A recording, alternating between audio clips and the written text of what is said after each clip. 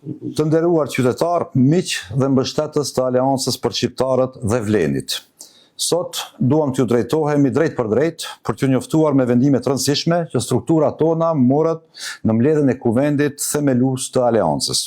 Ne, si pjesë e Aleancës për Shqiptarët brenda koalicionit Vlen, përfshirë antarët e Këshillit Koordinues, koordinatorët e degëve, funksionarët dhe mandatarët e zgjedhur, u mblodhëm sot për të analizuar zhvillimet politike në vend dhe sfidat që kemi përpara. Në fokusin ton të vazhdueshëm janë pritjet tuaja për të avancuar veprimin ton politik me qëllim forcimin dhe konsolidimin e përfaqësimit efektiv të shqiptarëve në Maqedoninë e Veriut. Kjo nuk është vetëm nevojë e kohës, por është një detyrim moral që kemi karshi juve që na keni mbështetur, na keni votuar dhe besuar si Vlen. Për këtë arsye, u thirr një kuvend për themelim i cili miratoi konceptin Aleanca e Re si hap strategjik drejt një Vleni më të fuqishëm dhe të unifikuar.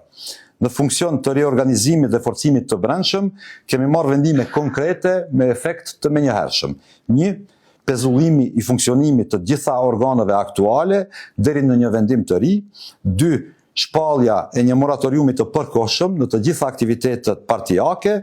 Dhe 3. Me shumicë të votave, kuvendi për themelim më autorizoi që të zhvillojë negociatat e mëtejshme në kuadër të lidershipit të Vlenit.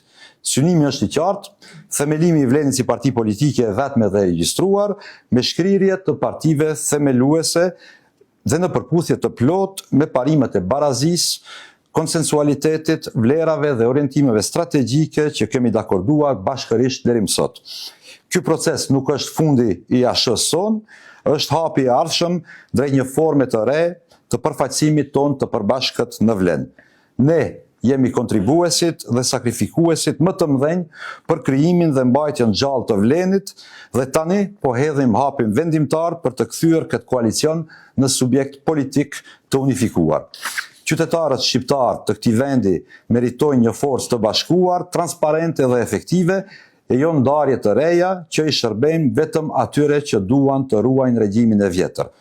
Do të vazhdojmë me punë, me përgjegjësi të plotë, me transparencë dhe në frymën e unitetit për të arritur këtë qëllim sa më shpejt dhe sa më mirë. Ju falenderit për besimin dhe mbështetjen tuaj të vazhdueshme.